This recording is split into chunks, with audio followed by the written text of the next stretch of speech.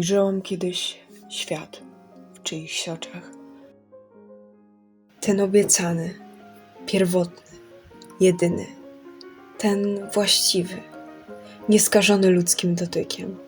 Taki wykreowany we snach, w którym liście utkane są z nadziei, gdzie tańczy się z kroplami porannej rosy, w którym promienie słońca wysuszają każdą łzę, w którym zatrzymuje się czas, gdzie wieje tylko ciepły wiatr, w którym w chmurach odczytasz każde marzenie, w którym dachem byłoby niebo, a nić losu pletlibyście wy.